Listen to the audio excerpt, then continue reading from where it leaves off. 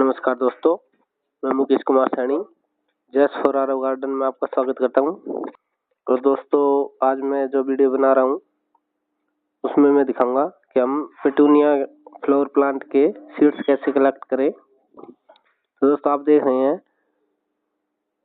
Petunia plant के floors आने के बाद में फ्लोर गिर जाता है और उसके बाद में एक वहाँ पे एक बल्ब सा बन जाता है, जो हम यहाँ पे उसको डोडी बोलते हैं। देखिए, आप देख रहे हैं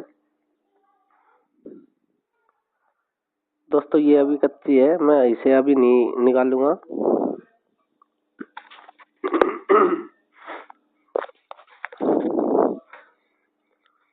दोस्तों, ये देखिए, ये अच्छी तरह पक गई है और सूखी भी है।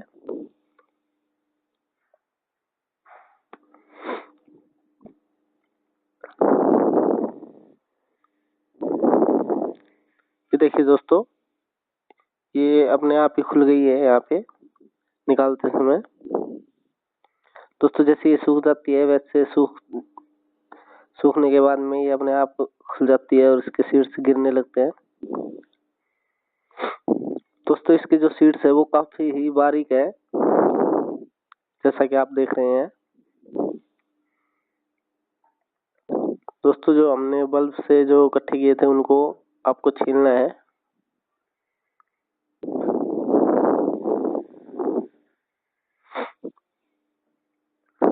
दोस्तों, नेक्स्ट ईयर के लिए मैं इन सीड्स को सेव करूंगा, ताकि जो नेक्स्ट सीजन, जो अगले साल जो सीजन आएगा, तो मैं उन्हें सीड्स से ग्रो करूंगा पिटूनिया के फ्लावर्स को। दोस्तों, मेरे पास दो कलर्स में है पिटूनिया फ्लावर्स। तो पिंक कलर है सिंगल कलर में, और दूसरा है रेड एंड वाइट, दो कलर में है। एक फ्लोर पे दो कलर होते हैं। रेड कलर का फ्लोर है, उसके बीच में वाइट वाइट लाइनें हैं।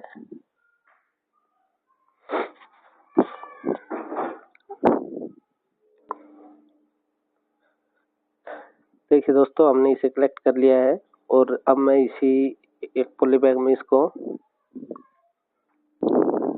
डाल के और बंद करके रख दूंगा नेक्स्ट सीजन के लिए।